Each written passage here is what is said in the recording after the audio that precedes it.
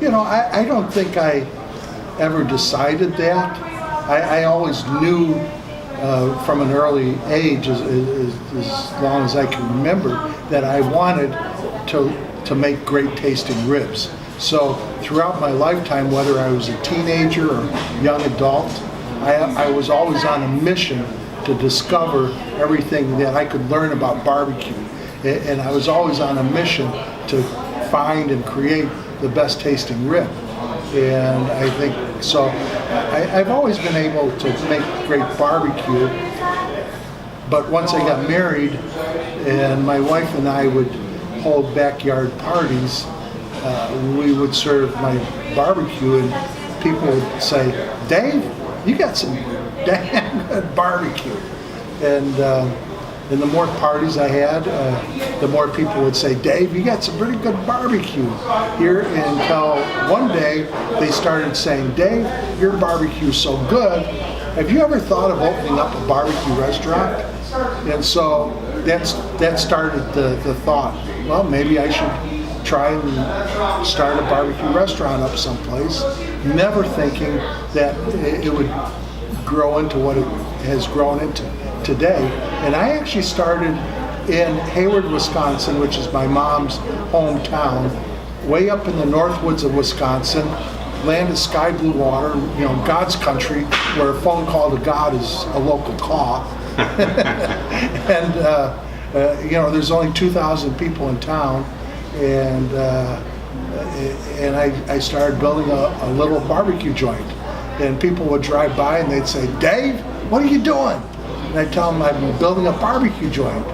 And they would look around and then they'd look back at me and they would say, "Are you crazy? Hayward, Wisconsin, way up in the north woods where there's only Swedes and Norwegians and American Indians, none of whom know anything about barbecue? Are you serious? You're going to open up a barbecue joint in Hayward, Wisconsin? Why, you ought to go down to Chicago or go down to Memphis, go down to Kansas City where people really know barbecue."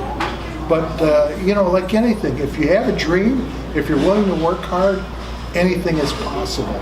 So I kept building that little barbecue joint in Hayward, Wisconsin, and we opened up. And I can remember me and my cooks, we were like a totem pole with our heads stuck around looking outside of the kitchen, watching the first person eat that barbecued rib, and everybody was saying, "Did you see it? Did you like it?" And it was an older couple that were eating our first plate of barbecue, and when the guy took a bite of the rib, you could just see that smile on his face, looking at his wife like he just discovered gold or something. Right. And from then on, as they say, the rest is history. But by the end of that summer, in a town of only 2,000 people, without any advertising, we were soon serving almost 6,000 people a week, which is phenomenal. And people were driving from Minneapolis, they were driving from Green Bay, Madison, they were driving from Chicago. We even had people driving from the Dakotas or from Iowa. And when I was walking through my restaurant, they literally would grab me by a shirt sleeve and say, "I want to talk to you."